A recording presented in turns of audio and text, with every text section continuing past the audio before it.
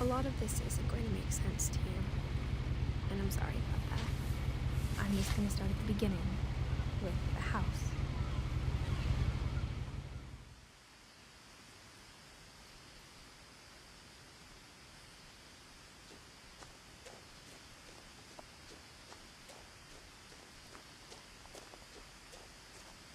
I lived here until I was 11, but I wasn't allowed inside half the rooms.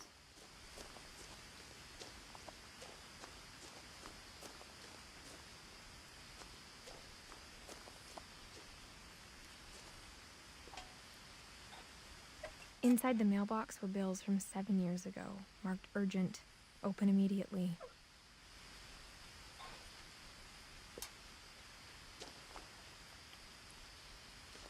I hadn't been back since my brother Lewis's funeral.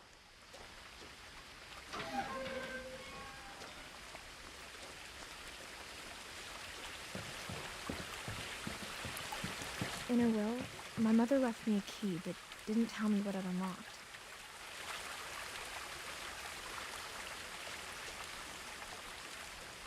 Maybe she thought I'd know, or she thought that the mystery would be enough to bring me back.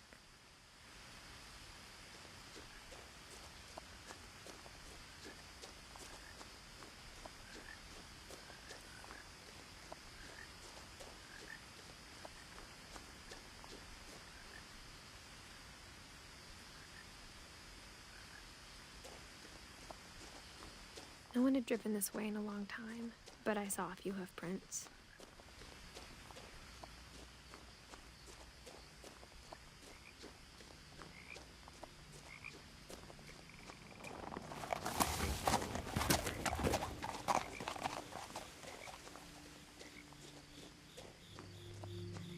The truth is, even after I inherited the house, I never thought I'd come back to it. But now I had questions about my family that only the house knew the answers to.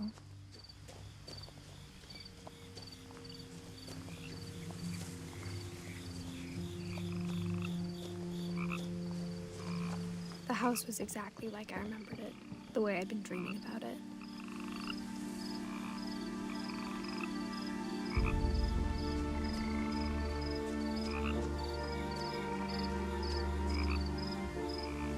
As a child, the house made me uncomfortable in a way I couldn't put into words.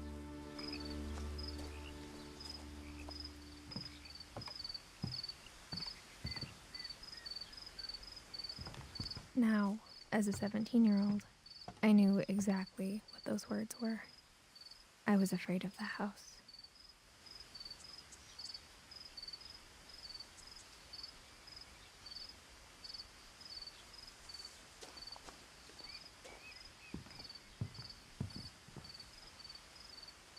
I hoped the key might unlock the front door. It didn't.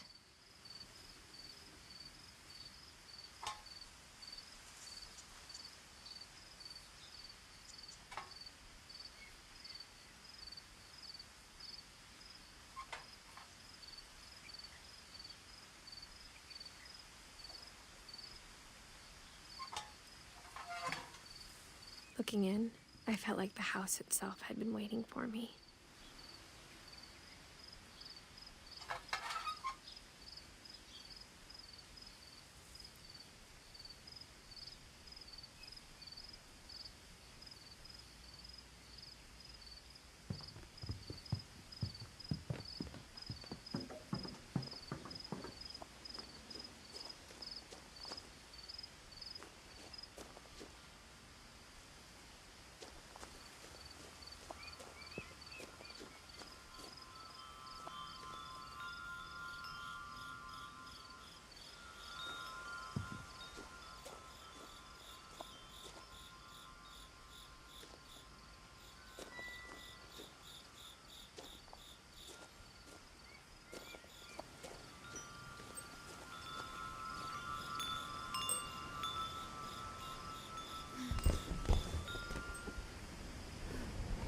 Crawling through the doggy door used to be a lot easier when I was 11.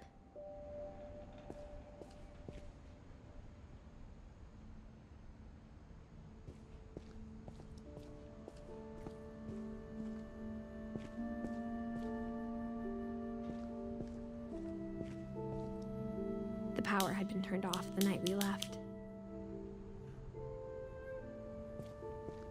For the first time in years, I felt like I was home.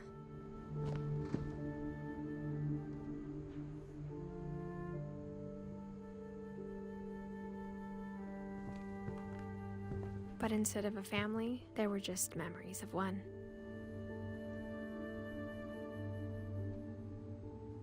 Like how after Lewis started working at the cannery, we all got sick of eating salmon, except our cat, Molly.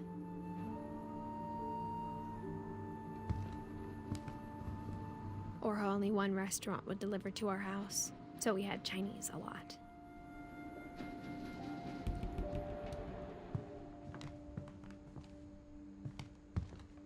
Nothing in the house looked abnormal. There was just too much of it, like a smile with too many teeth.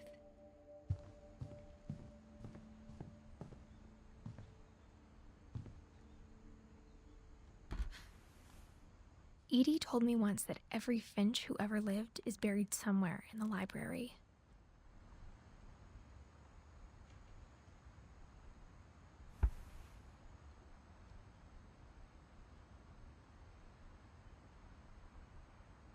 A lot of things got left behind in the whirlwind of that last night.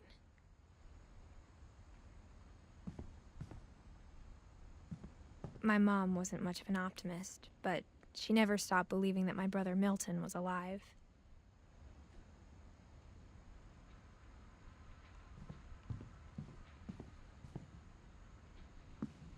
After Milton disappeared, Mom sealed up all the bedrooms. Then Edie retaliated and drilled peepholes.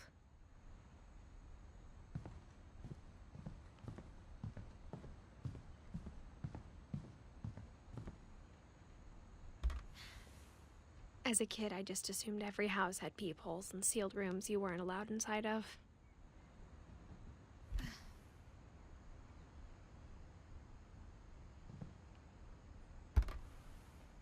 My Grandpa Sam spent 7 years sharing a room with his dead brother, Calvin.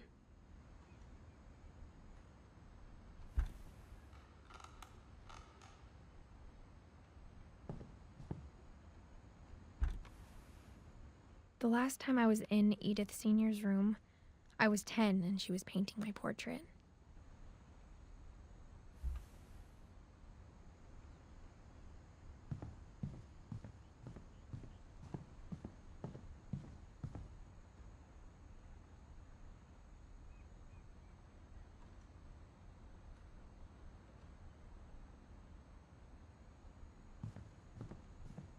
I spent a lot of time playing in Great Uncle Walter's room.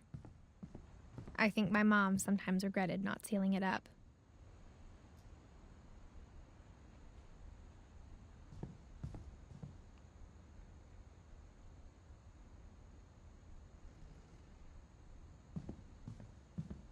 Lewis told me there were secret passages, but I never believed him.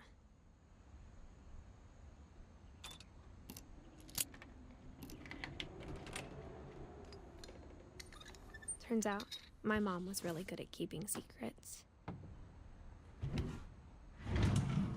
Now it was time to find out what my mom had been afraid of.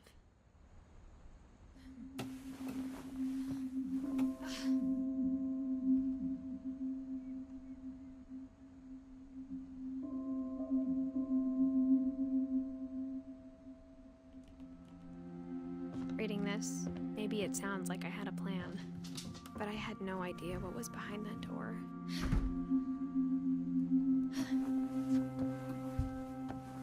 Just like I had no idea where all this was gonna lead.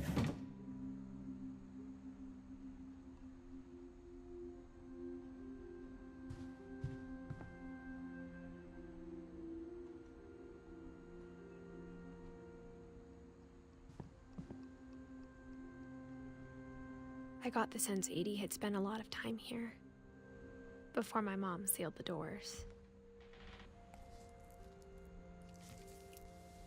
December 13th, 1947. Dear Diary, I'll be gone soon, but I wanted to tell somebody about what's gonna happen. It started when Mom sent me to bed without dinner. I woke up and I was starving, so I looked around for something to eat.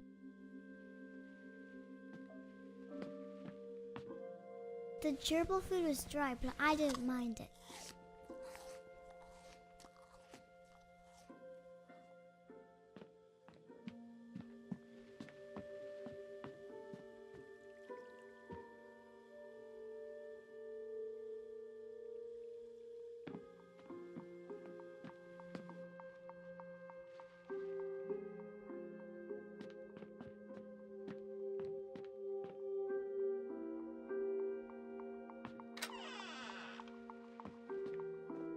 I kept eating and eating.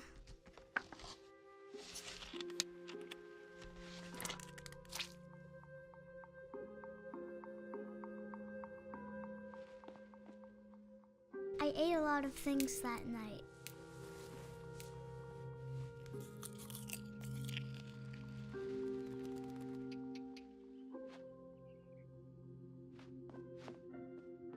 Then I heard chirping outside my window.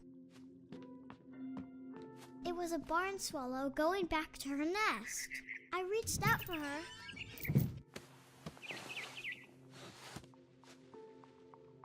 And suddenly, I was a cat.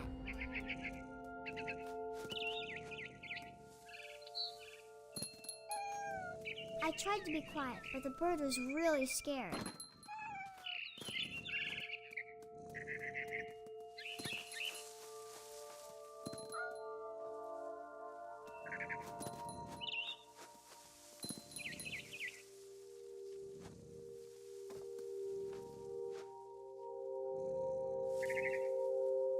Mom and Dad didn't even look at me.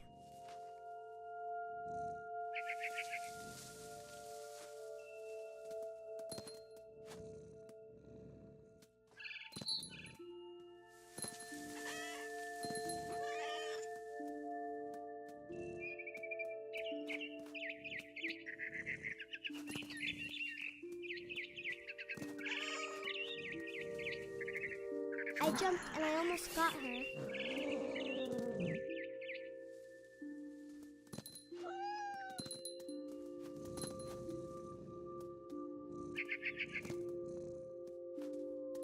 I could tell she was getting really tired.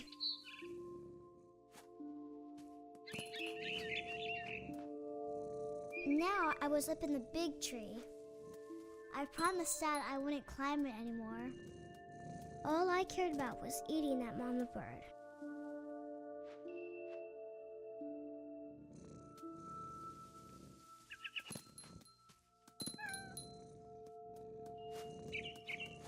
I gobbled her up. And suddenly, I was an owl. First, all I heard was the wind. Then I heard little teeth nibbling in the grass.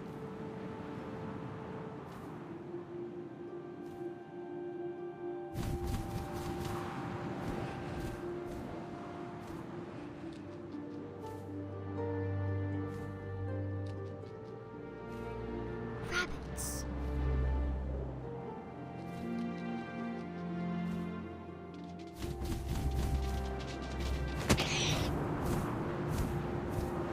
I imagined his face looking up and seeing mine through my talons. I swallowed him up, and I didn't chew one bit. Then I flew off to find something bigger.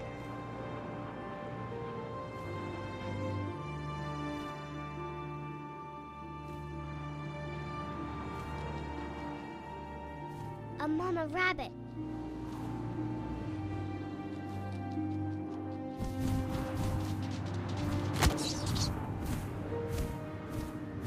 She was almost too big to carry. I started choking, but I couldn't stop eating. And suddenly, I was a shark.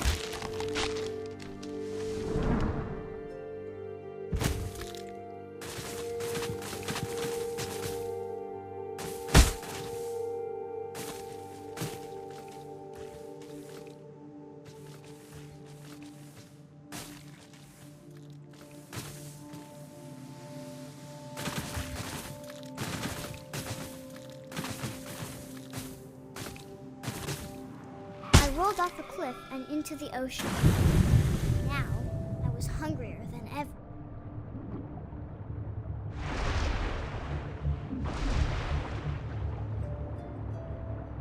I wanted fat, juicy seals.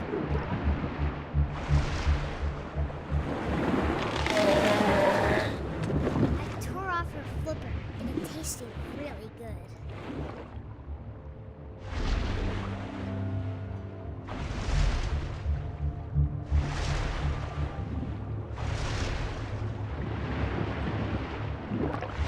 Grabbed on tight. I was so hungry, I jumped out of the water. When I opened my eyes, everything had changed.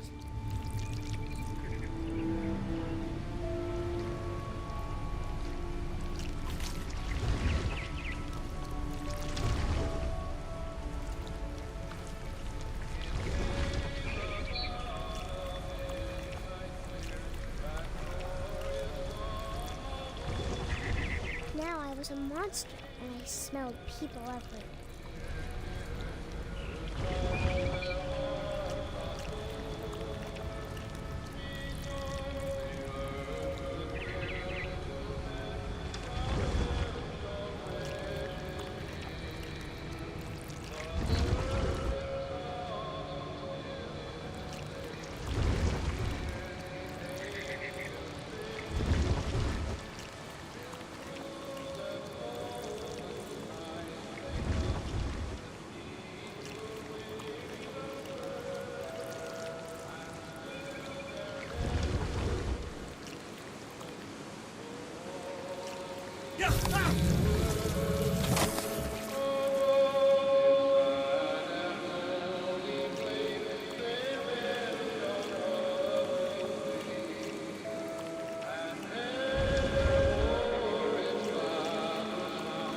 I wanted to stop, but also I didn't.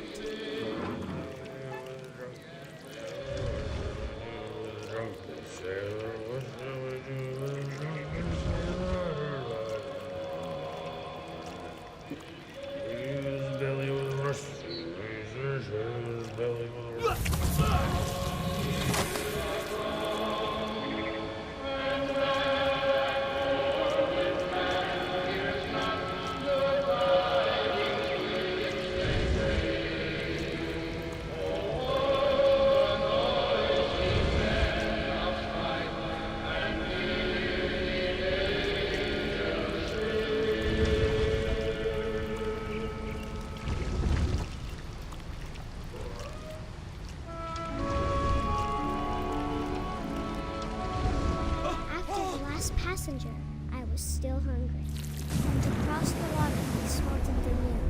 Something I had to have, so I swam towards it.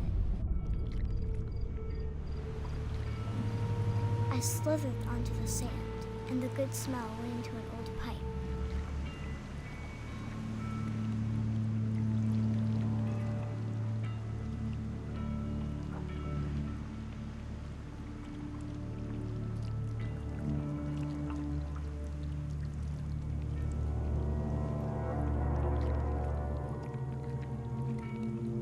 I got closer and closer.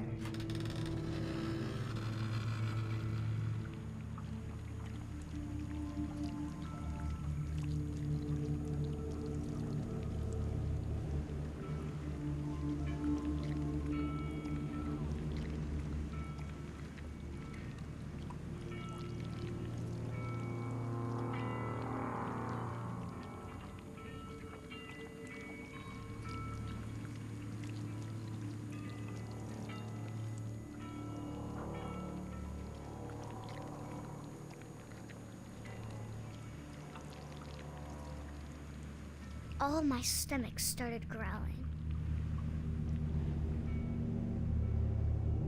And suddenly, I was me again. I held my breath for a long time, but I couldn't hear anything. I think it's waiting for me to fall asleep. But it's not going to wait much longer. It needs to feed, and we both know I will be delicious.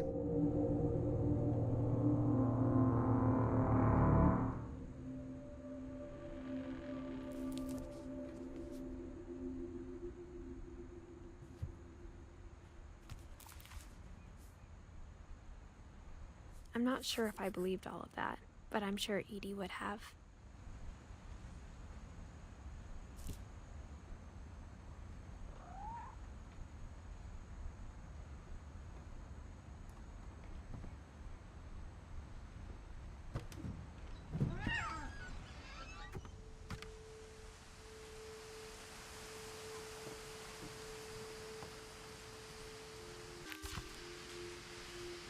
This will be obvious later, but my mom never told me any of these stories.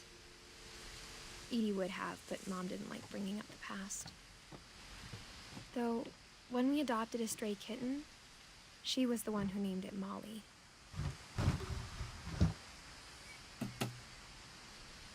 I spent a lot of time in Great-Grandma Edie's room.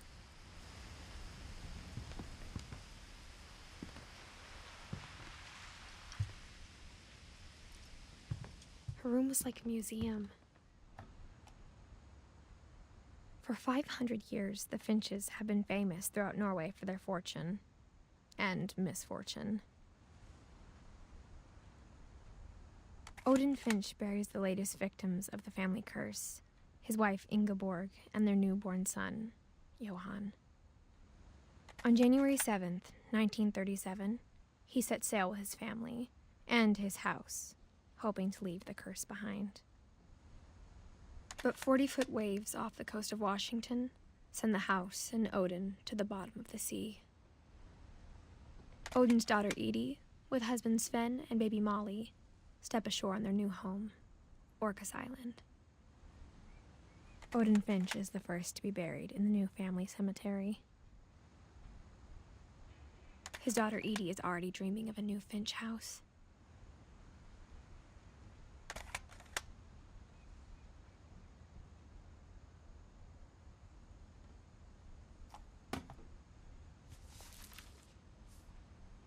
Whatever's wrong with this family, it goes back a long ways.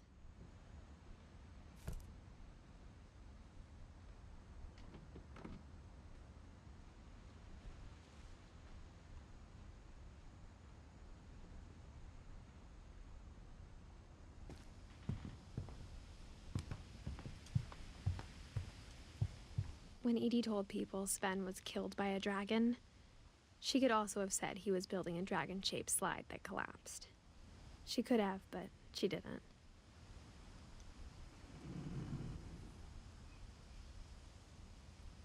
Even in her 90s, sometimes Edie seemed a lot younger than my mother.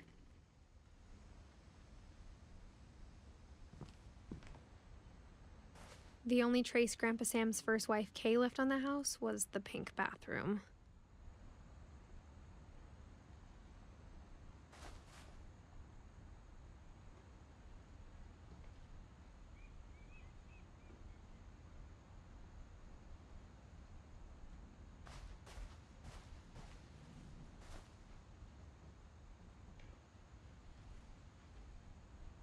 It was a pretty big trace.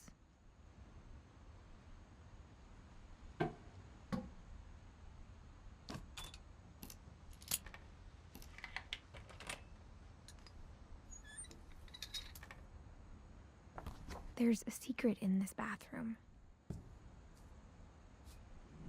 It's in the last place you would look.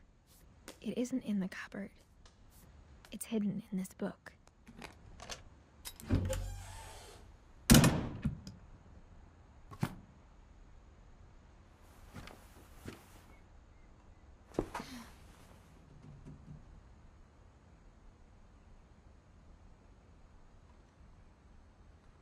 Sven gave Sam an old camera he'd refurbished. He never put it down.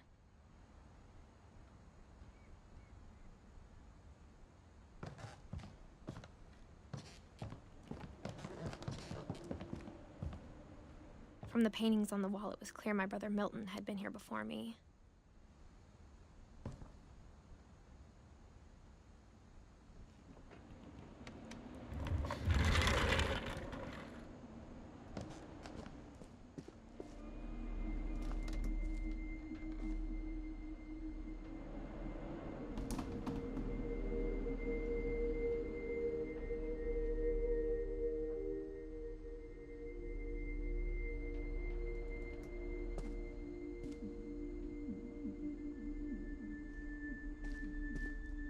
I knew Grandpa Sam had a twin, and that he never talked about him.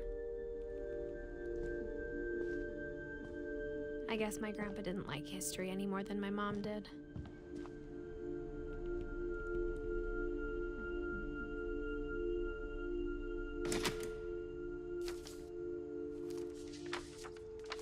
How I Want to Remember My Brother by Sam Finch. The thing I remember is that when he made up his mind, that was it. My brother said he'd die before he ate another mushroom, and he did.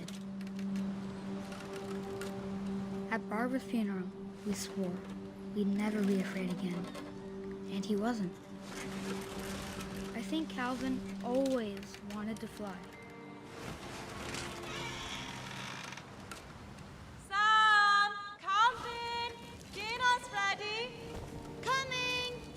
But that day, he finally made up his mind to do it.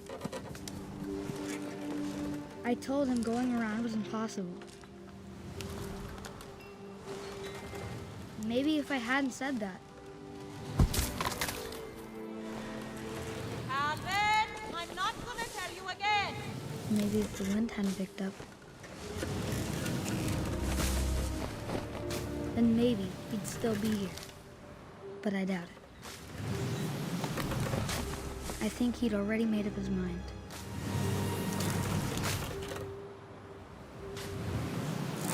That's what I want to remember about my brother.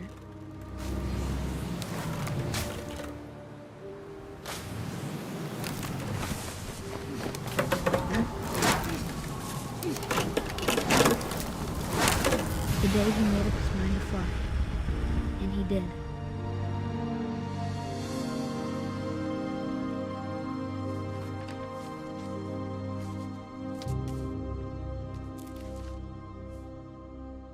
Calvin's story felt strangely familiar.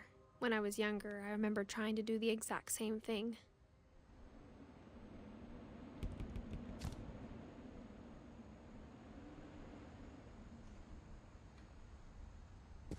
After the funeral, Edie roped off Calvin's half of the room.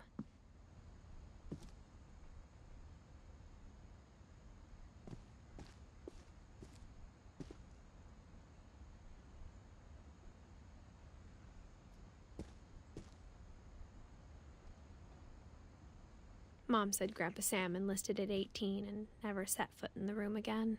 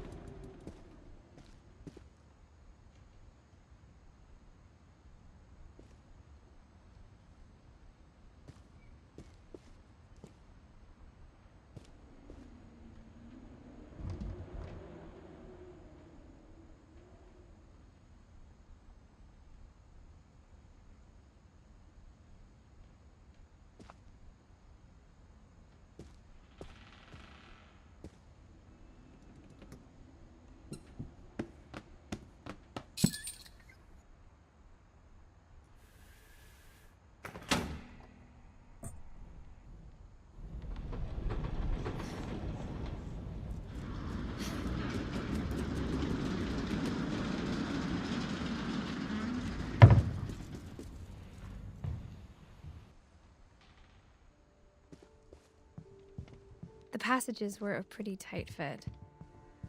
They'd obviously been built for smaller hands and bellies.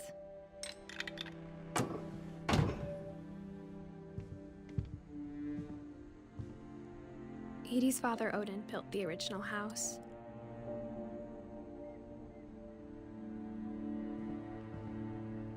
Whenever people ask me about my family, the first thing they always want to know about is Barbara.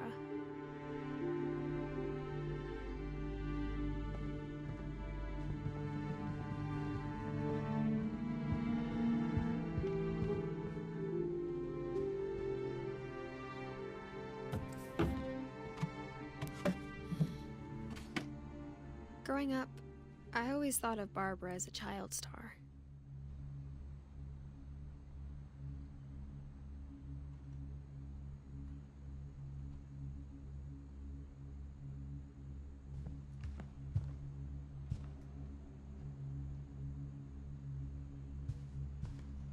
never thought about how hard it must have been for her afterwards.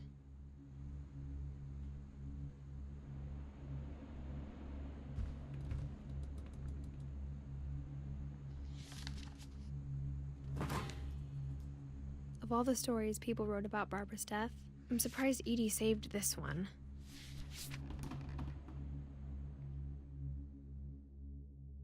Old Jack here with another ghastly tale inspired by America's most unfortunate family. I'm calling it The Surprise Ending of Barbara Finch. As a child star, Barbara was famous for her scream. Now at 16, she was all washed up. A has-been. But in a lucky break, she'd been asked to perform her signature scream at a local convention for monster movie fans. It was just the boost her career needed. Unfortunately, her scream hadn't aged well. Getting better. I think you just need the right motivation. Her biggest fan and current boyfriend, Rick, was about to demonstrate when... Now that was a great scream. It was Barbara's father, Sven. He'd slipped into a table saw and had to be rushed to the emergency room. So Barbara got stuck babysitting her youngest brother, Walter. Her convention comeback was cancelled. Okay, I'm hearing frustration, but I'm not hearing terror. What if I tried... A gang of hoodlums in Halloween masks have been terrorizing Orcas Island tonight. Police are urging residents to... That came from the basement. You're right! Also, I loved your delivery on that. Why is your basement door locked? Because my dad likes making puzzles and secret passages. There's a key hidden in the music box. The secret is to keep winding and winding until finally the key pops out. Thanks, babe. I'll be back in a sec. 20 minutes later, Rick hadn't returned. So Barbara went to look for him, right on cue. She reached for the music box. And as she wound the key, she listened for Rick, but the house was silent.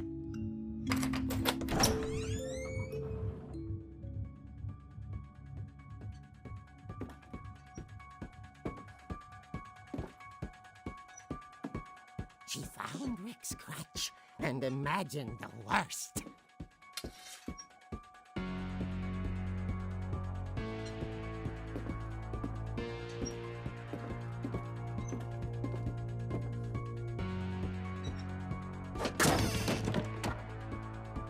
The gang's leader is the infamous Hookman killer, Dr. Carl Hamill, who impaled and then ate his family 10 years ago tonight.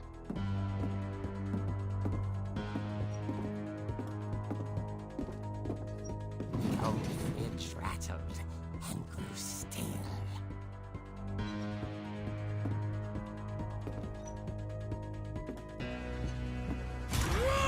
Oh dear! Oh! Rick? Barb, relax. I was just trying to scare you to help you find your scream. Well, I'm not scared, Rick. I'm furious. Then act furious.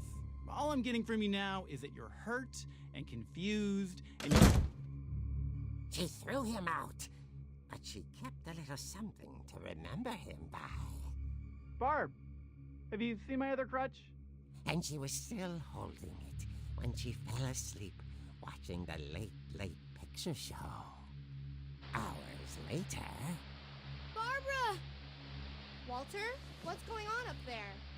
Ah! Okay, I'm coming up, but if this is a trick, you're dead, Walter.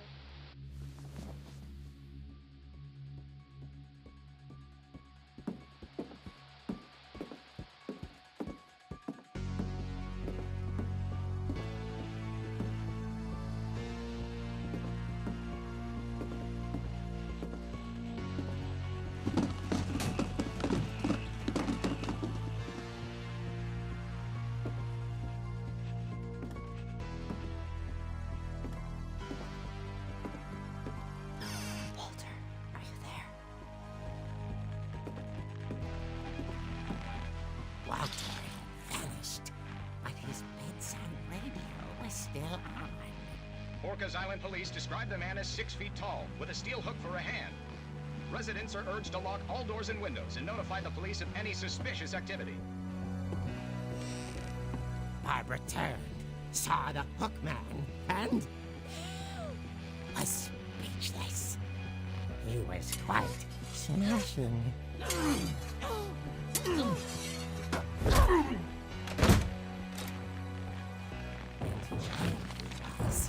he couldn't get enough of Barbara. Okay, Barbara, there's gotta be another way out of here.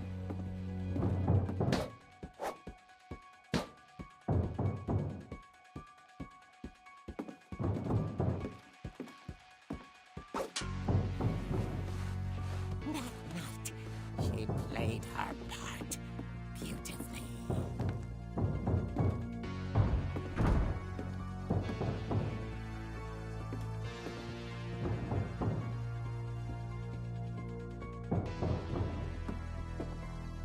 She thought about abandoning Walter, but just couldn't do it.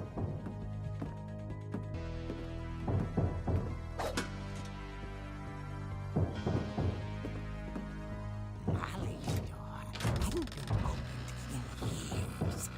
The hinges groaned.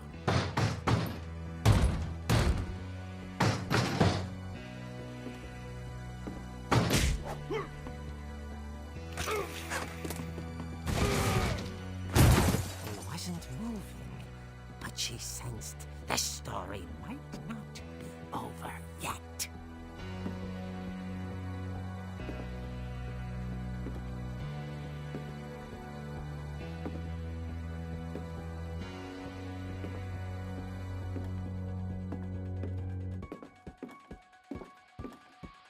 The hookman had vanished. She listened for his breathing, but all she heard was...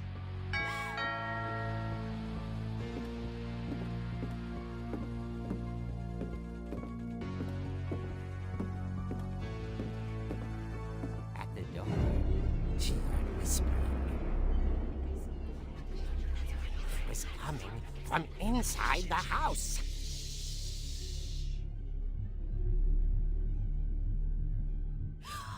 Oh dear.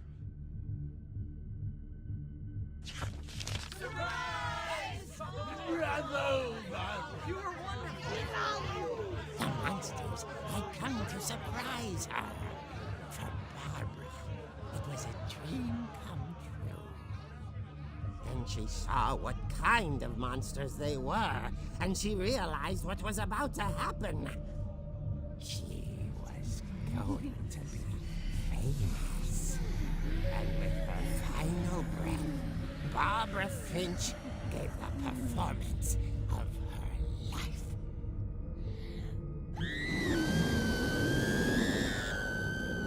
I wasn't there myself, but I hear Barbara was magnificent. Poor girl. She had a taste for stardom. But unfortunately, so did her fans. Of course, the police blamed it all on poor Rick, who disappeared the same night. And little Walter? Hiding under his bed the whole time. He took it all pretty hard, but that's another story. As for Barbara, tucked inside the music box was all they ever found of her. Her ear. Now that's what I call a real eerie tale.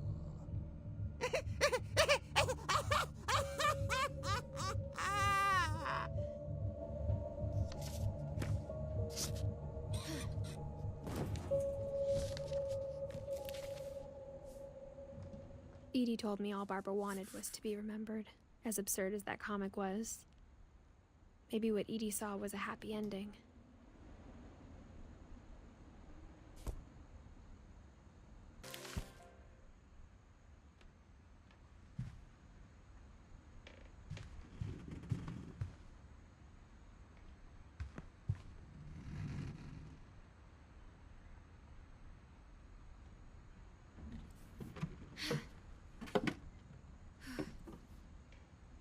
I guess now I know why Mom didn't like me playing with the music box.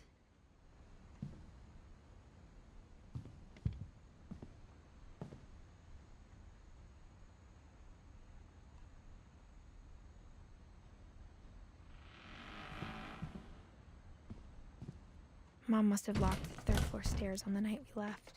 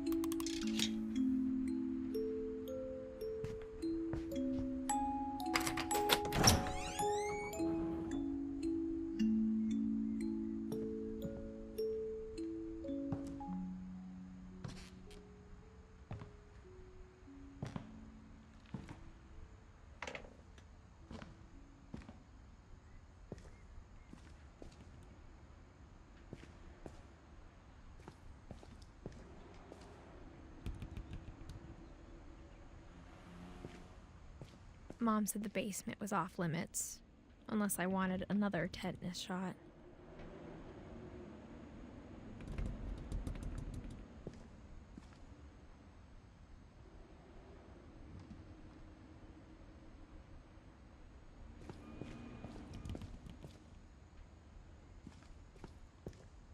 I saw Edie sneak down to the basement once, carrying packages.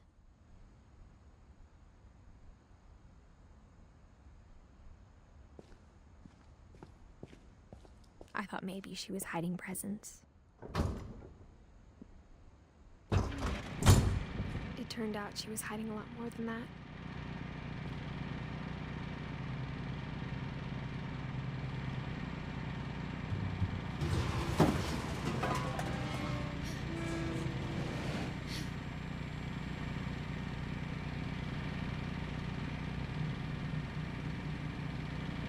I remember asking Mom once about where Walter had gone.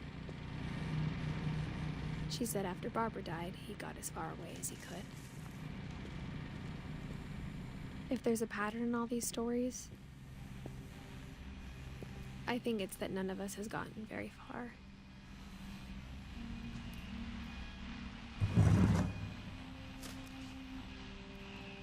Goodbye, everyone. I can't believe I've been down here for 30 years. On that first day, after the shaking started, I didn't think I'd survive a week.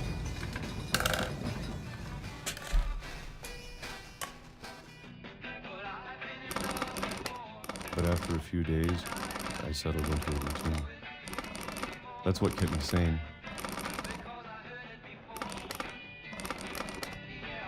Having a schedule, living for today. I always expected to be dead tomorrow. But if you wait long enough, you get used to anything.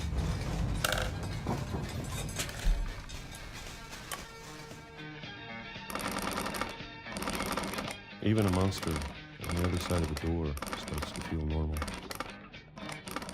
Almost friendly.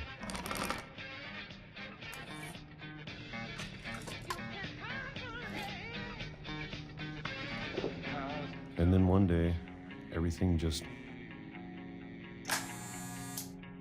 stopped. Whatever that thing was, it was gone.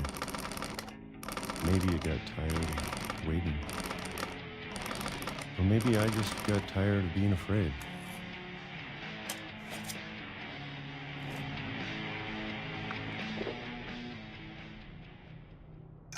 It's been a week now. The longest in 30 years. I'm done waiting. I have to leave while I still can.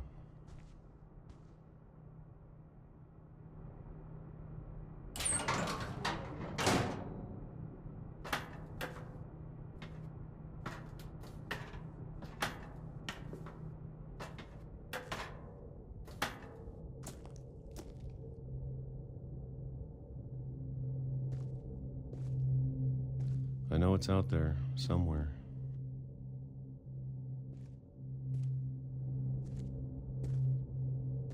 Whatever killed Barbara and Molly and Calvin. Maybe this is all a mistake. But I need to stop living the same day, even if it kills me.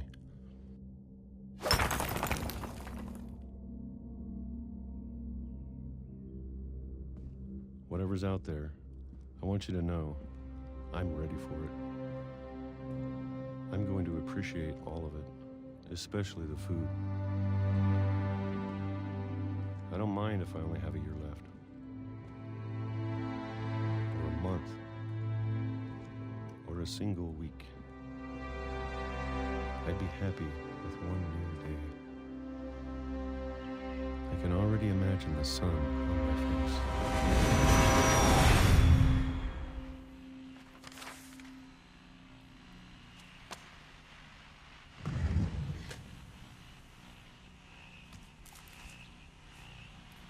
Walter died when I was 6. I can't believe my mom never told me he was down here.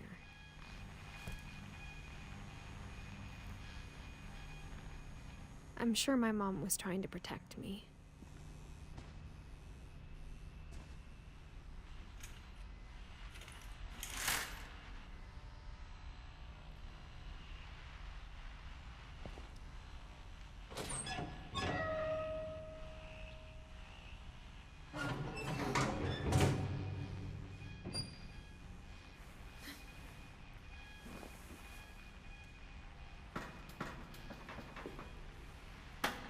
Maybe she was afraid I'd end up like Walter.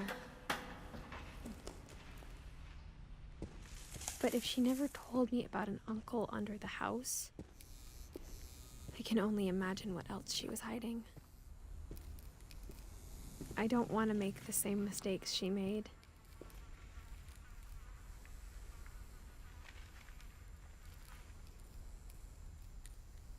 Trying to bury something that's still alive.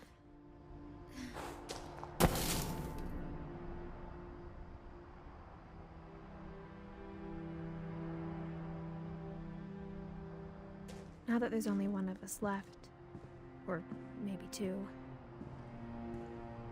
I thought it was time I heard the stories for myself and found out what happened to everyone else. But now I'm worried the stories themselves might be the problem.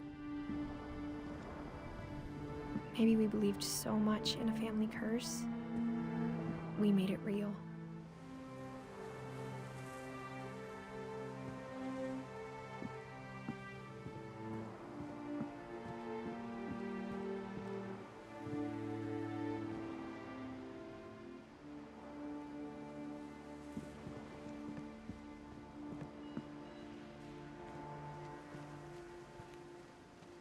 I don't know if I should even be writing this.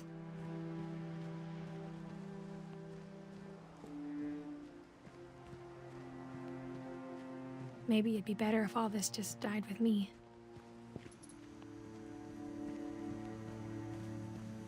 But I thought you should know about your family.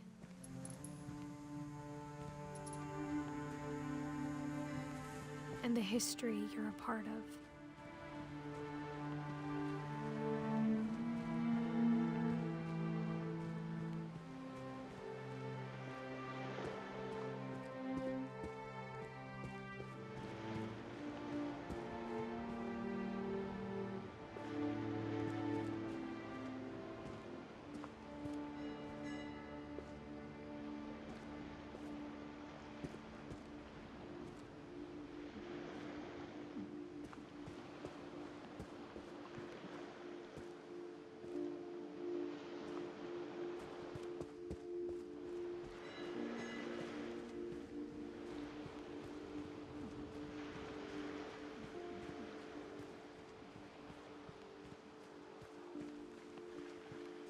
Though to be honest, I feel as lost as you probably do right now.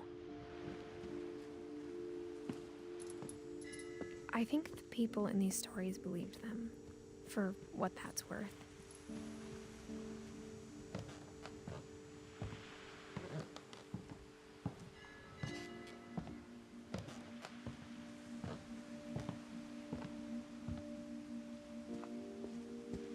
And when you look at the house, that history of imagination and stubbornness and madness,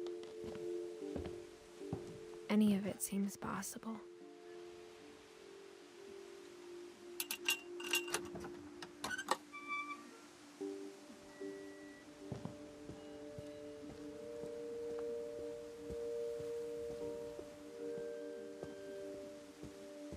I think we've been surrounded by death for so long, we've just gotten used to it. What kind of family finishes building a cemetery before starting the house?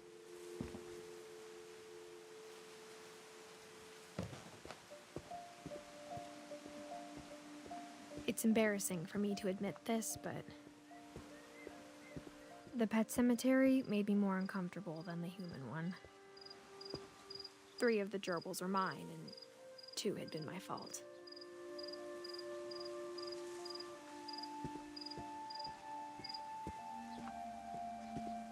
Sven built the house, but it was Edie who designed the cemetery.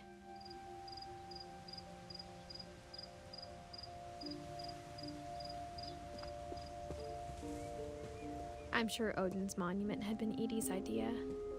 My mom was always trying to move on, but for Edie, the past never went away.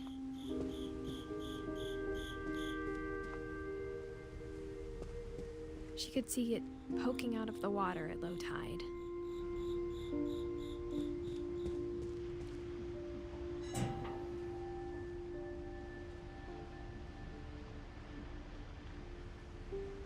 Edie said she dreamed about the old house every night.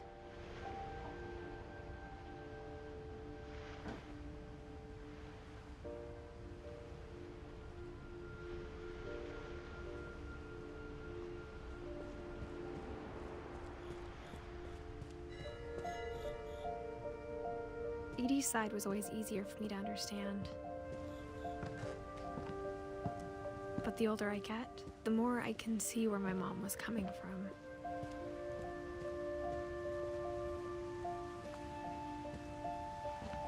She lost 2 of her brothers, just like I did. I get why she tried so hard to protect us.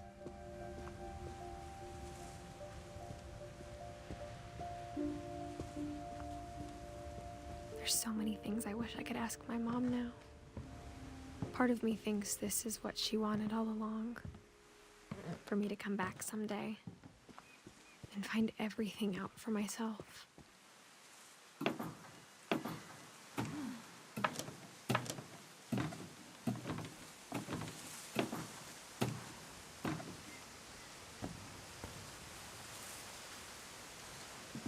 But looking back on it now, if she told me there was going to be so much climbing, I never would have come when I was 22 weeks pregnant.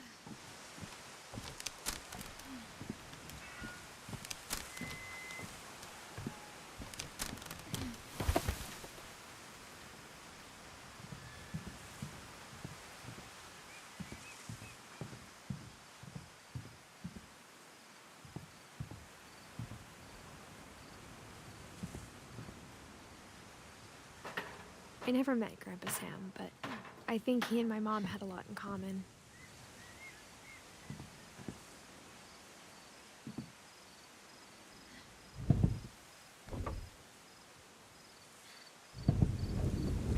They were both pretty intense.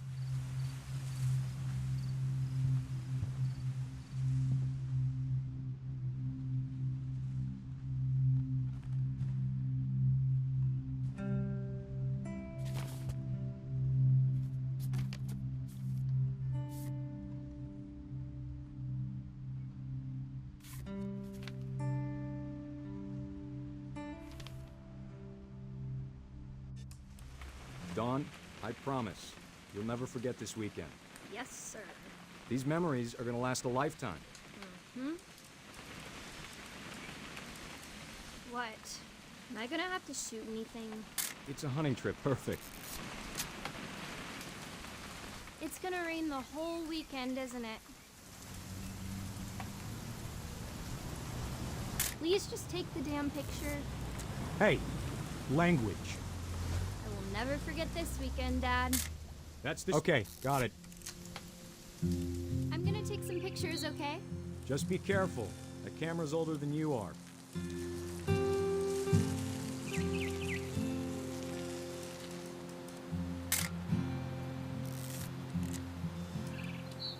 You're right, Dad. It's starting to clear up.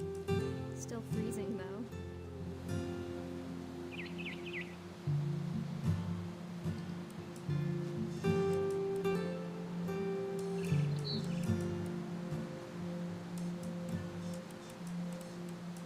Aw.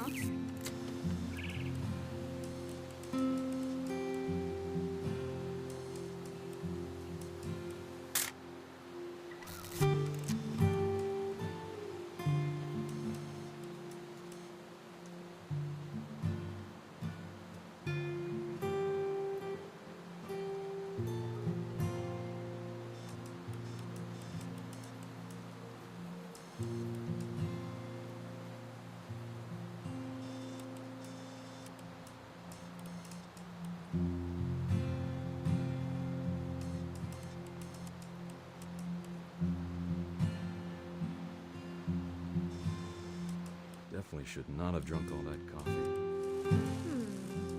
Hold still while I take a picture. Hey! That's a keeper.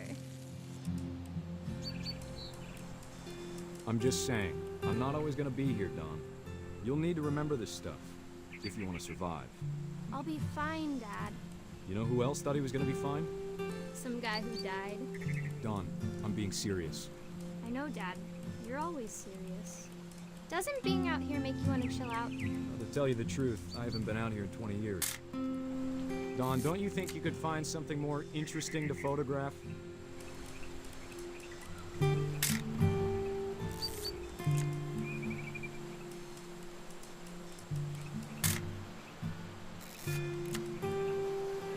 Last time I was with my brother Calvin. Man, Dad! good eyes, Don. Before you take the shot, let me get a picture of you.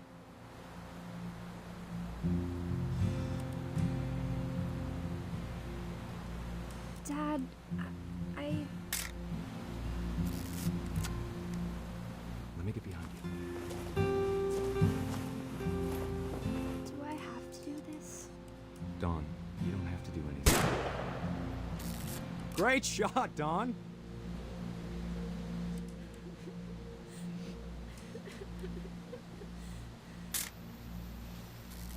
I'm proud of you, Don. Always remember that, okay?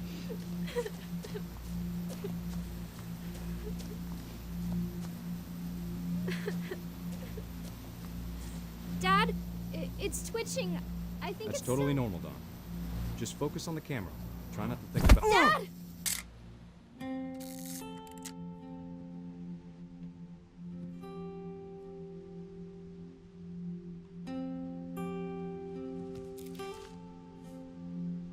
Of all these stories, that's the one I wish most that my mom had told me.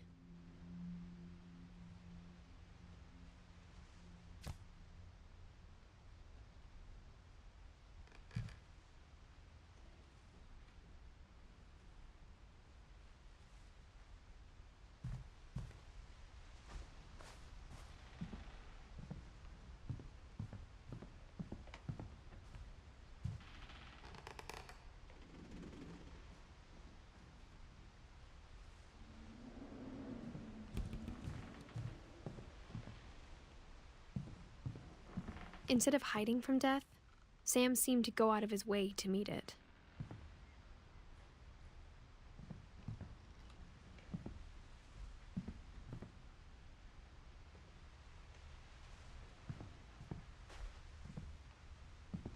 Sam spent his life shooting photos, but Mom said he got nervous being in front of the camera. I guess we're all afraid of something.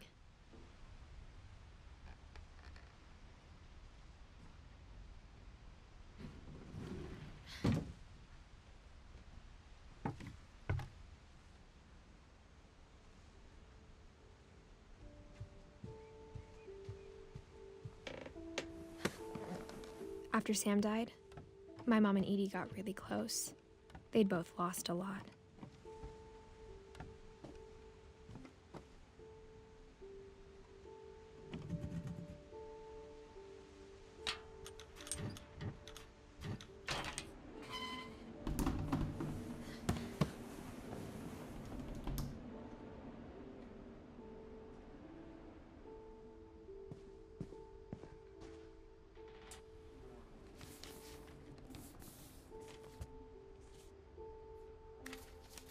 Dear Kay, do you remember the way Gregory used to laugh when he thought he was alone? Like something funny was happening, but only he could see it.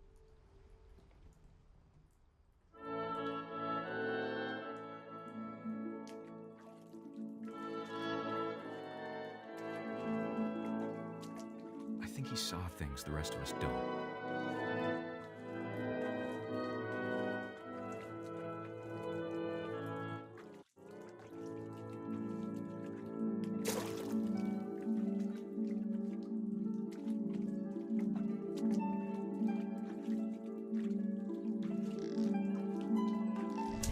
Time's over, Gregory. It's time to... Hold on, sweetie. Hello? Sam, I told you I don't want to talk right now. I wonder what he saw.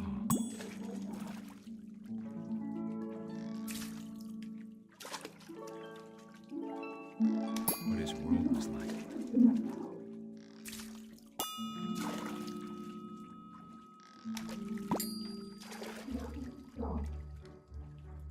He reminded me so much of Calvin. Lost in his imagination. Whatever it was he saw.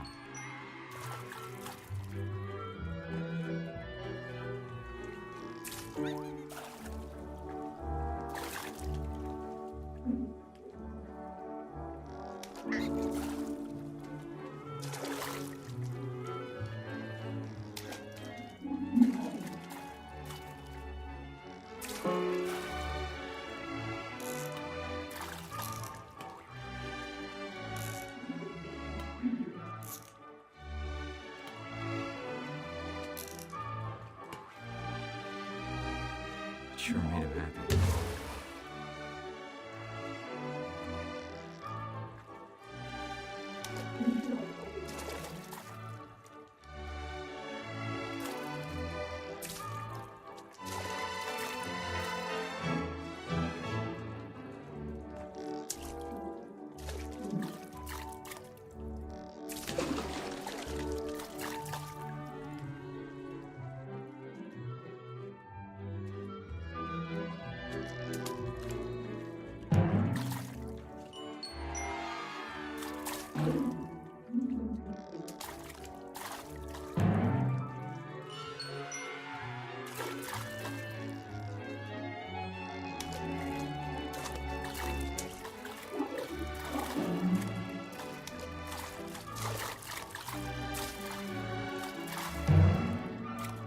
I know how silly it sounds.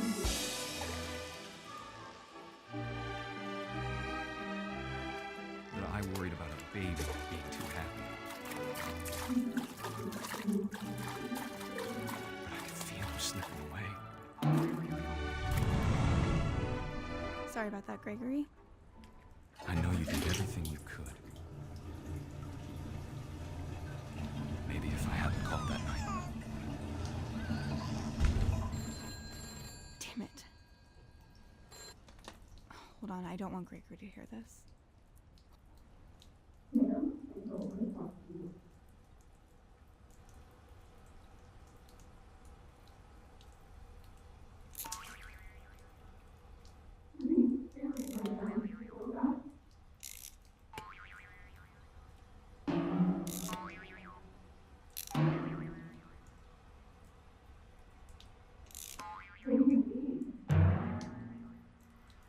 I wish he could have told us about the world he saw.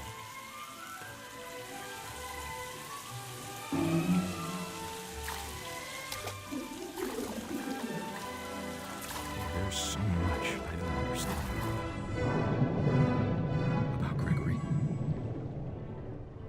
about everything.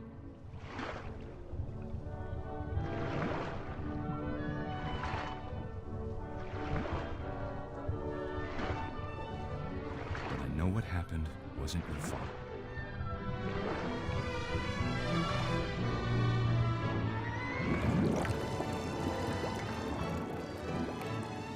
I'm sure he's happy. And he'd want you to be happy too. Good luck, Kay. Love, Sam.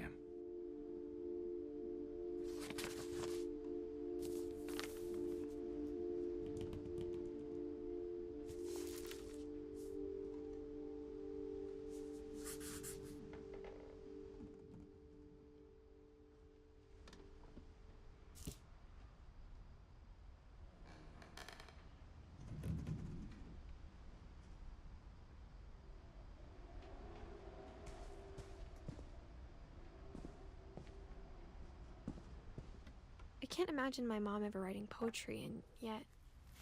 A poem for Gus, who always said the wedding was a bad idea.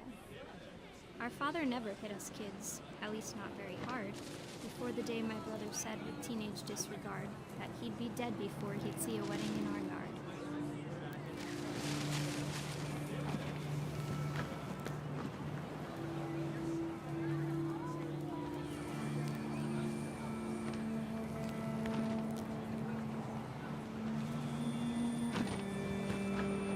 Father made him come, of course, but Gus stood far apart, just flew his kite and bottled up the storm inside his heart.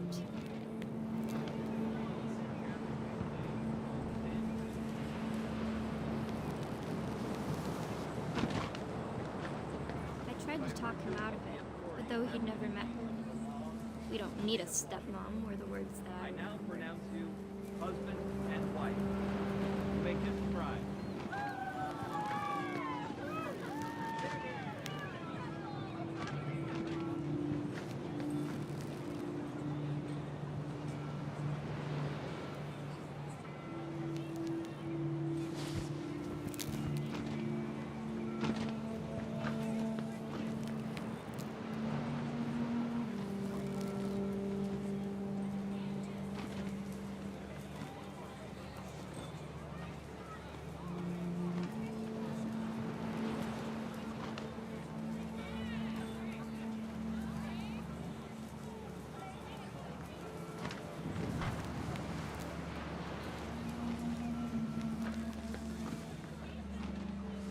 When the time for photos came, Dad ordered him to Come here. But Gus declined, and as a sign held up his middle finger.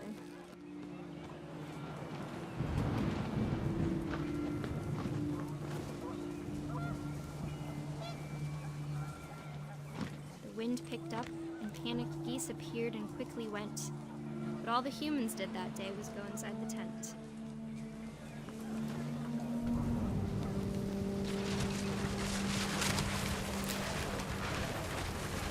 The rain came down in buckets then, but no one seemed afraid that nature might destroy the tent our dad had crudely made.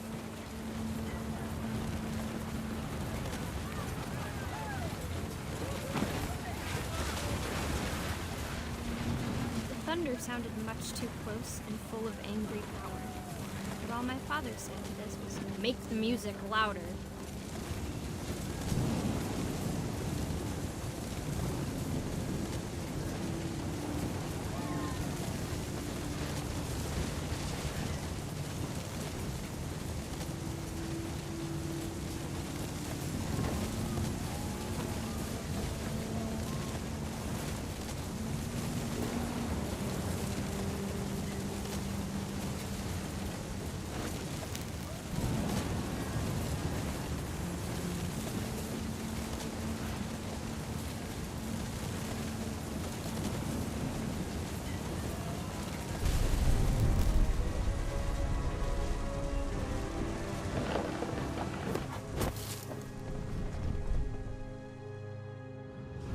I wish that I could truly say I thought about you on that day. Out there on the beach alone, just you, the wind, the sea, and foam. But I didn't, until we found you.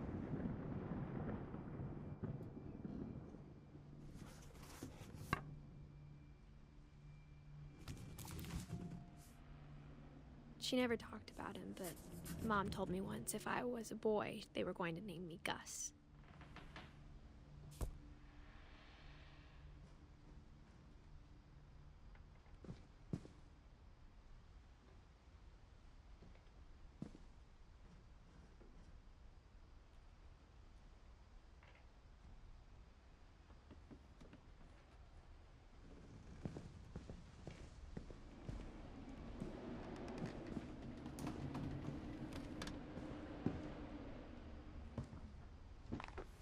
My mom moved up to the loft after her brothers died.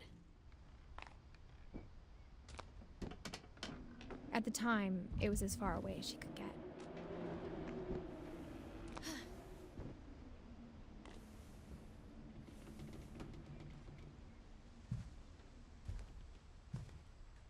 She spent a summer building houses in Calcutta, where she met my dad, Sanjay.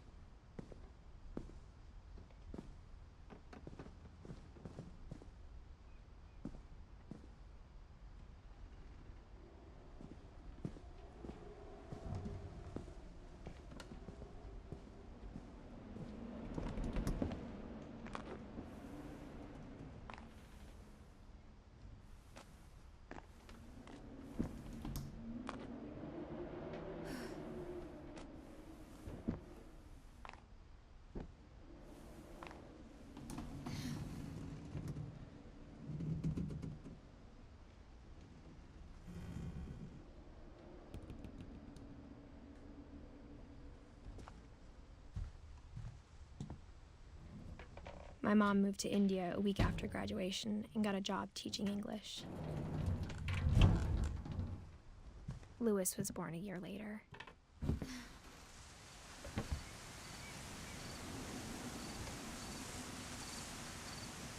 When my dad died, I don't think Mom knew where else to go. I'm sure Edie was happy to have her back.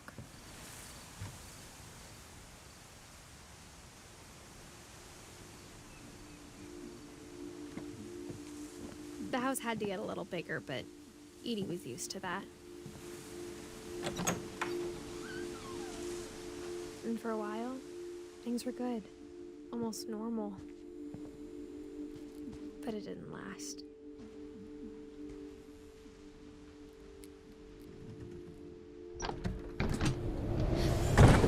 The beginning of the end was Milton's 10th birthday, when Edie gave him a castle.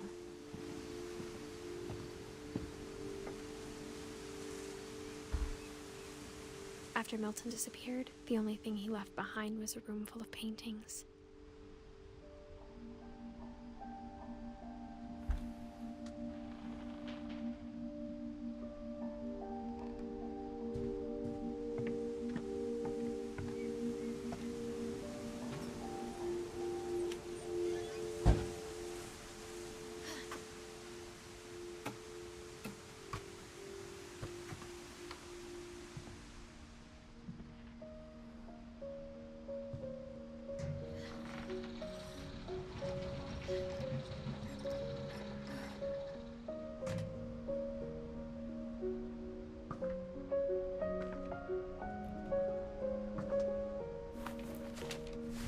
Milton Finch in The Magic Paintbrush.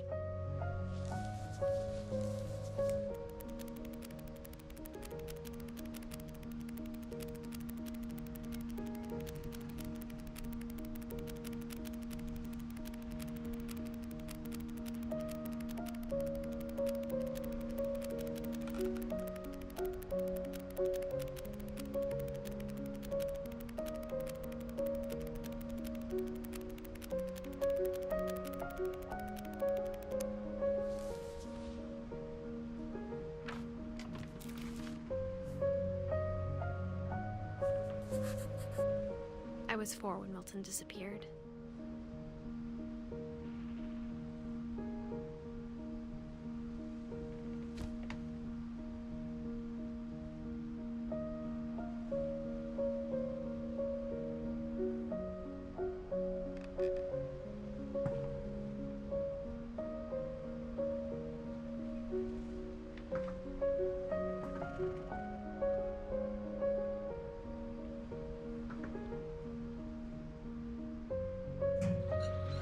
Mom spent months searching for my brother. Then she sealed the doors.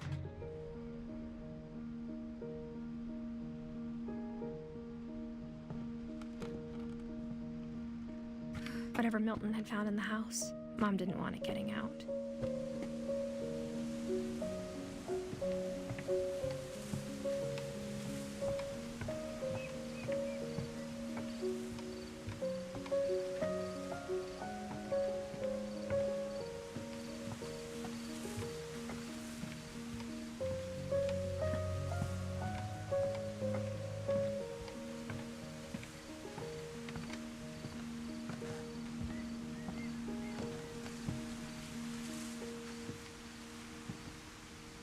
Mom definitely blamed Edie, but I think Louis blamed himself.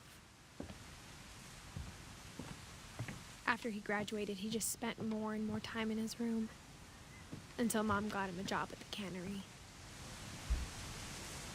Everyone always told me to stay out of Louis's room, except Louis.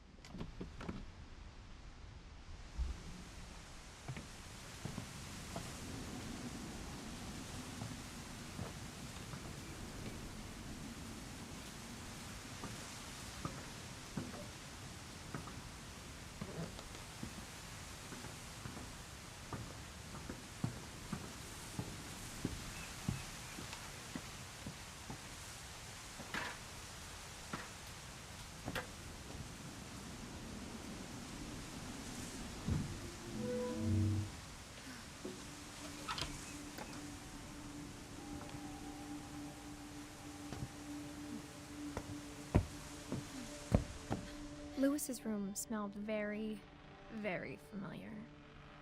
That part of him lived on. Lewis and I spent a lot of time playing games together, but he was surprisingly bad at them. He died a lot.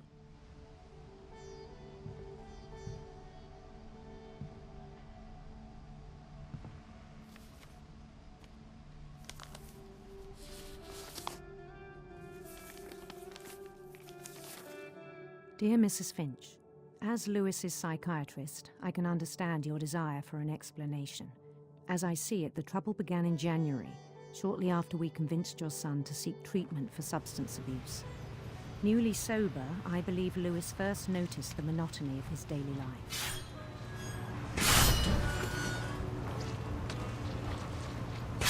He kept working at the cannery, but he withdrew part of himself. In our sessions, I saw the same behavior. His mind began to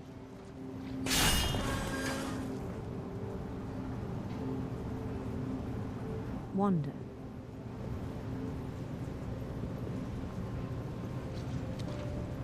I asked him to describe it. He said he started small, imagining a labyrinth. He'd feel his way about. Then something moved. Bats. And toads.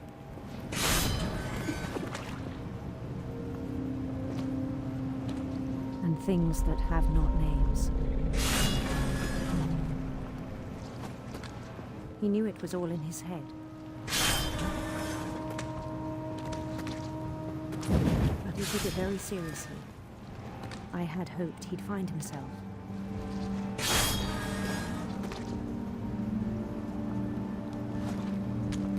But he found something more. I worried about him then. Daydreaming at the cannery. I spoke with his boss. But he said Lewis had become a model employee. Methodical, tireless, focused. Like a whole new Lewis. So I let him go on.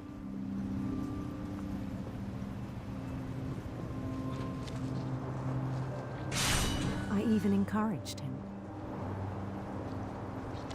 It seemed very promising at first. He told me he'd made a new friend.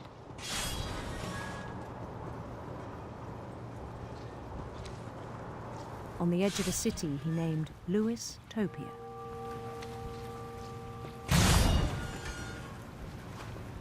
He built the city up slowly, brick by brick.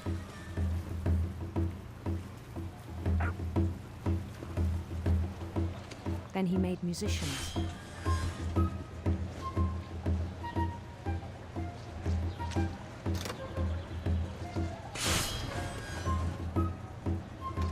And songs for them to play.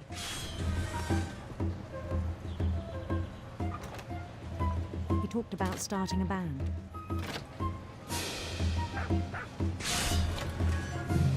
And he was always humming something. Every day his imagination grew stronger.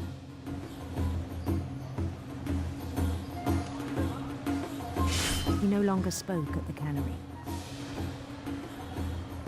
But his chopping was as reliable as ever. Then one day it struck him that all the cheering crowds, even the stones under his feet, were all in his imagination. So he could do whatever he wished.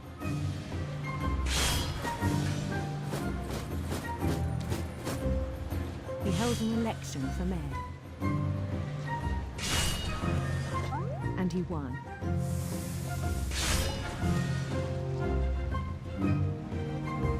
They begged him to stay, but his mind was already wandering. It became a game for him.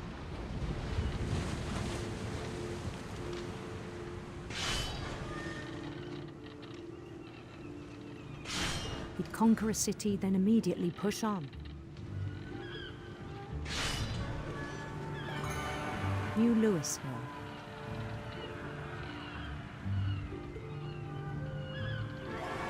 St. Louis. He started drifting away from our reality.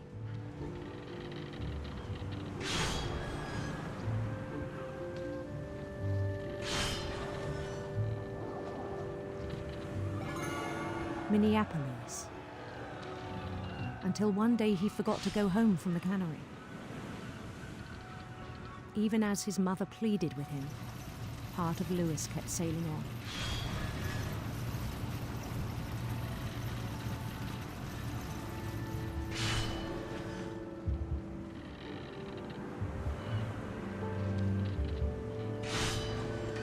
In Louisburg, he heard rumors of a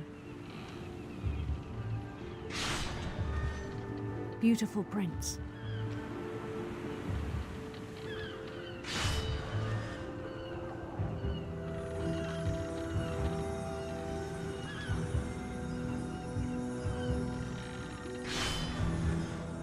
The prince was on his own quest for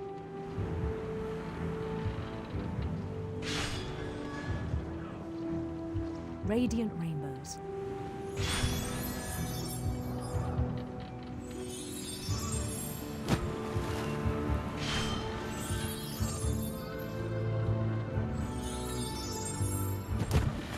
He followed the sound of his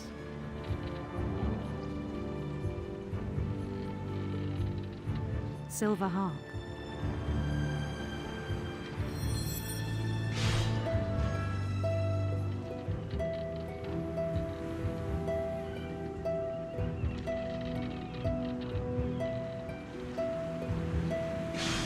His chase led him to a golden palace east of the sun and west of the moon. Even then, his logic remained sound.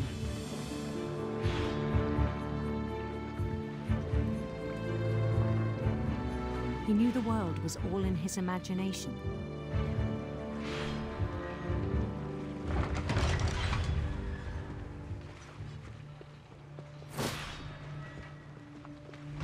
But he was so proud of having created it.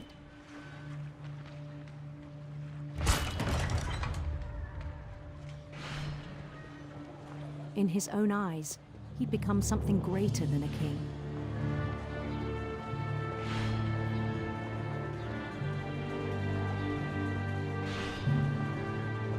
For someone who'd never known success in the real world, I think it was overwhelming. And then it struck him that the real Louis was not the one chopping salmon, but the one climbing the steps of a golden palace.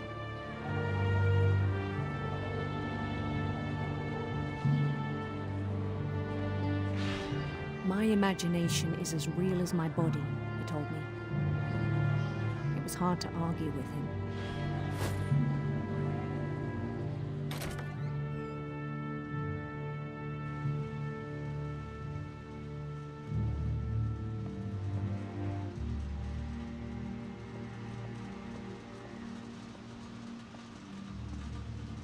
He began to forget the world we know.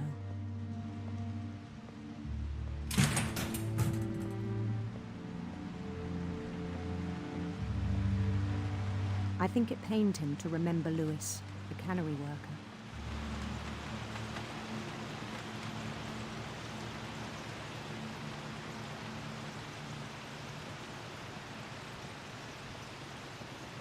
He began to despise the man with a royal contempt.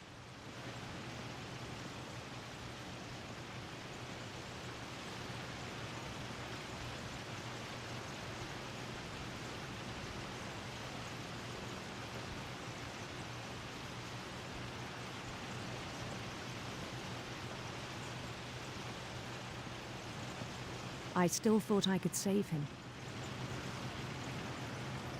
Even after he said he was being crowned king over all the lands of wonder. The palace would be packed with his companions.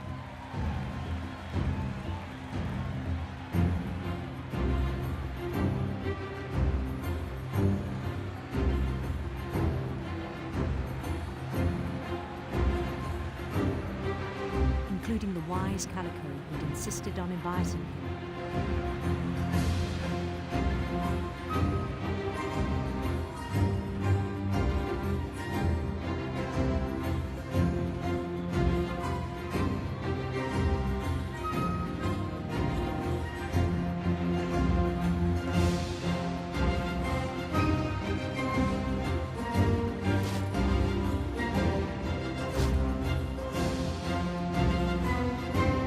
His prince waited, holding his crown.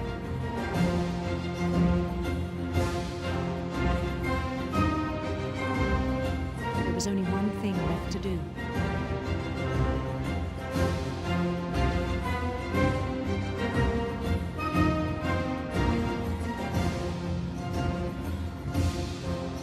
Bend down on his head.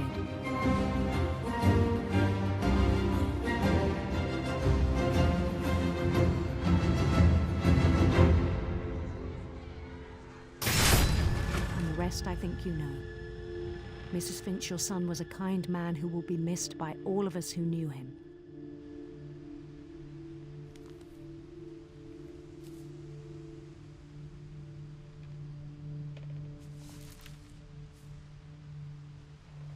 My brother was really cool.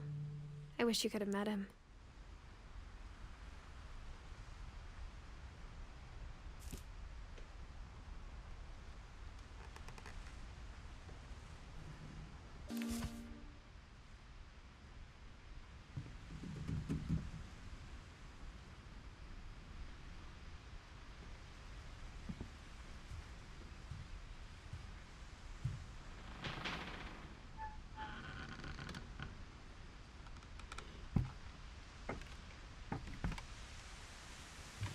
On the way back from Lewis's funeral, my mom told me to start packing.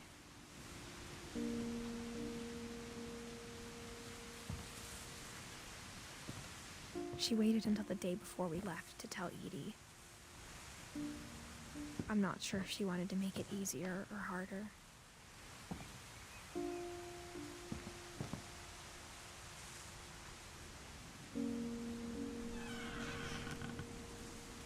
I wish we'd stayed.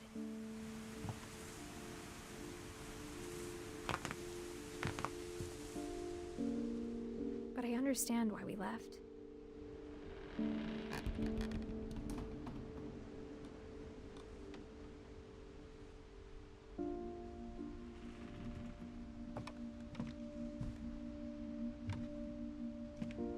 My mom ended up leaving everything behind.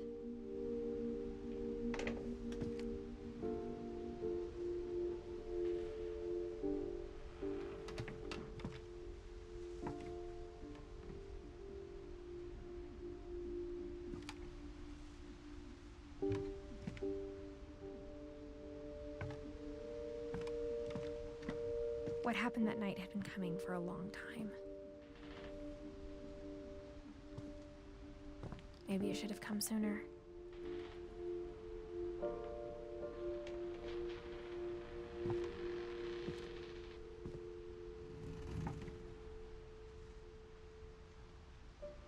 But it had to end one way or another.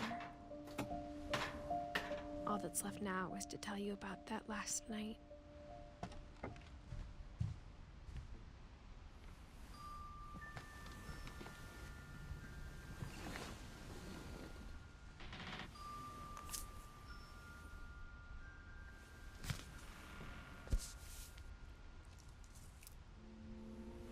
That whole last day, Edie just watched us pack and didn't say a word.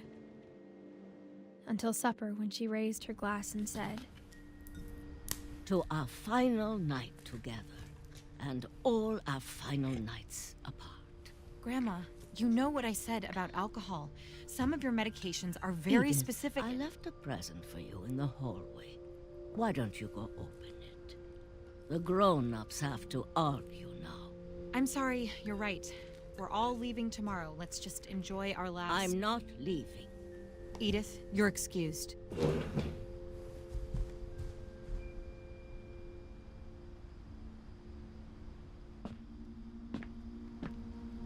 The power had been shut off that morning, but Edie always had plenty of candles.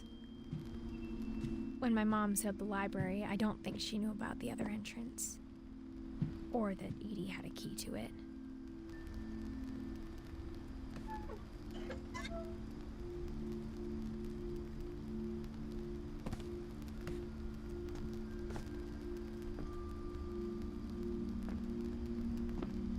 The thing you're afraid of isn't going to end when you leave the house. Edith has a right to know these stories. My children are dead because of your stories. I think it's best if Edith and I leave tonight.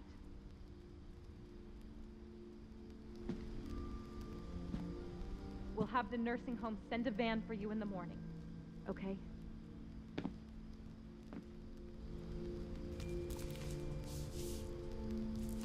Dear Edith, there's so many stories I wish I could tell you, but there's only time for one. This is about what happened on the night you were born. That night, the tide went way, way out. It was the first and last time I ever saw the old house aground. There'd been an earthquake out in the middle of the ocean. They called it the lowest tide in 1,000 years. God, it smelled awful. You know, I've seen that house every day of my life. But I never thought I'd go back to it. When the fog rolled in, I lost my way.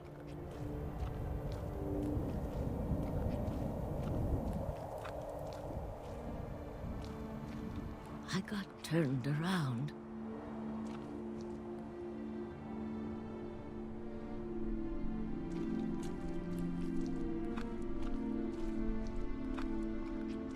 I started seeing things.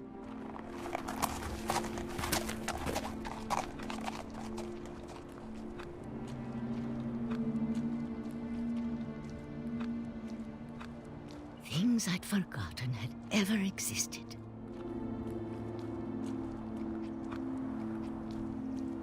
But when I saw them, they felt like old friends. That night, a lot of things came back to me. Or maybe I came back to them.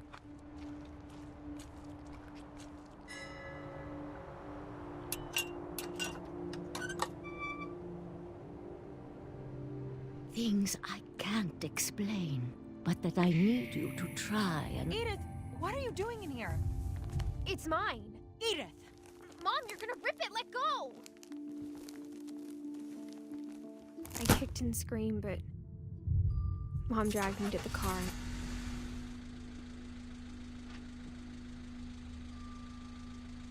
I never saw Great-Grandma Edie again. The next morning, the van came to pick her up, but she was already gone. After that, we moved around a lot.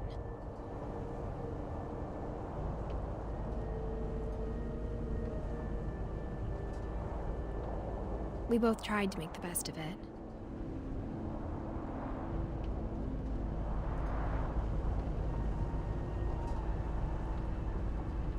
A few years went by.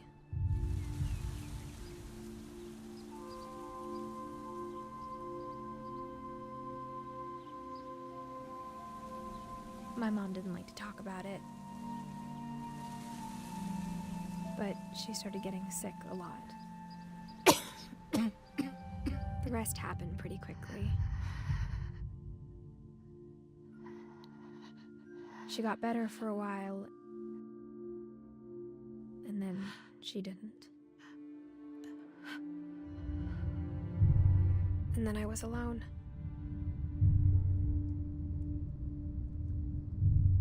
The last Finch left alive.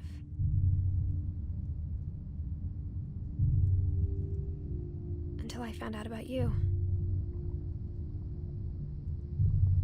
I'm still not sure what to tell you about all this.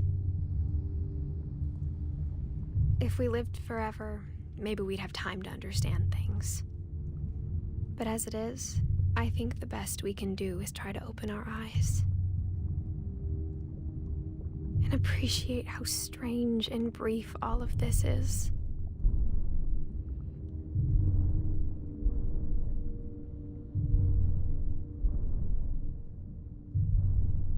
This journal was supposed to be for you.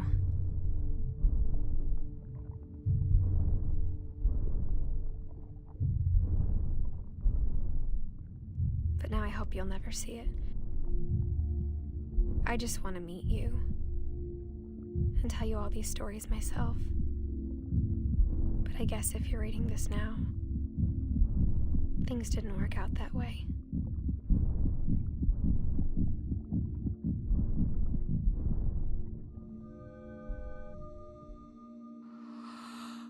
This is where your story begins.